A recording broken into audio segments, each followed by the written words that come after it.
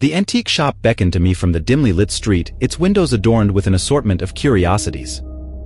Intrigued by the mysterious allure of forgotten relics, I decided to explore its depths. Little did I know that this impulsive decision would plunge me into a nightmarish tale of the past. The air inside the shop was thick with the scent of aged wood and dust. My eyes scanned the shelves, tracing the outlines of forgotten histories. And then, it caught my eye an antique armchair, its dark wooden frame exuding an eerie elegance. It seemed out of place among the porcelain dolls and tarnished silverware, as if it harbored a secret far more sinister than its genteel appearance suggested. Unable to resist its strange allure, I approached the armchair. The mahogany gleamed in the soft light, and the intricate carvings whispered tales of bygone eras. A small brass plate affixed to its side caught my attention. "Authentic electric chair, 1932, it read, and a shiver ran down my spine. Against my better judgment, I felt an inexplicable connection to this macabre artifact. The shopkeeper noticed my fascination and, with a knowing smile, informed me that the chair once graced the execution chamber of a notorious prison. Its dark history included the electrocution of countless prisoners, their final moments etched into the fabric of the seat I now beheld. Compelled by an unsettling curiosity, I purchased the chair and arranged for its delivery to my home. Little did I realize that I had invited an unspeakable horror into my life. As the antique armchair settled into the corner of my living room, an unspoken unease permeated the air. My nights became restless, plagued by disturbing dreams that blurred the line between the past and the present. Visions of faces contorted in agony, bathed in the sickly glow of flickering lights, haunted my every slumber. Unable to shake the feeling of being watched, I turned to the internet in an attempt to unravel the chair's dark history. My search led me to the remnants of a long-abandoned prison, a place that had once echoed with the screams of the condemned. The chair, it seemed, had been at the epicenter of a dark chapter in the annals of American justice. The prison, obscured by time and overshadowed by a history of cruelty, had met its demise due to its gruesome reputation. Tales of corrupt wardens, sadistic guards, and the twisted ritual of the electric chair had tainted its legacy. The images that surfaced online portrayed a dilapidated facility, its crumbling walls bearing witness to the atrocities that had unfolded within.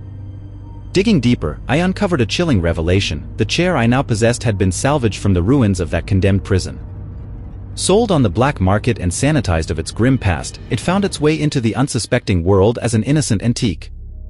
The realization sent shivers down my spine. The armchair, once an instrument of death, now rested in my home, and the sinister energy it carried seemed to seep into the very fabric of my existence. Nights became increasingly tormenting. The air grew heavy with an oppressive presence, and the faint hum of electricity echoed through the silence. Shadows danced on the periphery of my vision, and I began to question my sanity. One fateful night, as an electrical storm raged outside, the armchair seemed to come alive. A spectral glow enveloped it, casting an ethereal light that flickered like the dying embers of a long-extinguished flame. The air crackled with an unseen energy, and the room pulsated with an ominous hum. I hesitated, paralyzed by the surreal spectacle before me.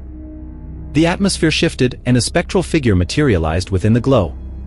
Faces contorted in agony emerged from the shadows, their eyes pleading for release from the torment that bound them.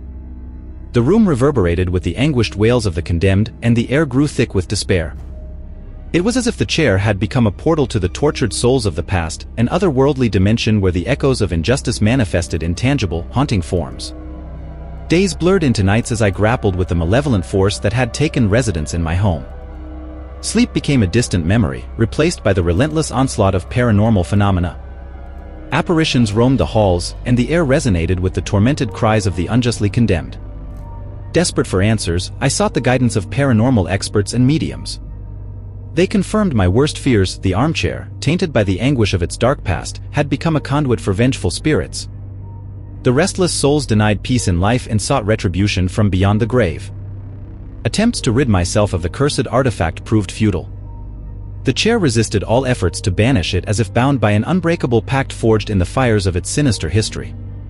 The spirits intensified their torment, their spectral forms manifesting in increasingly malevolent ways. My once sane mind teetered on the edge of madness as I grappled with the relentless onslaught of supernatural forces.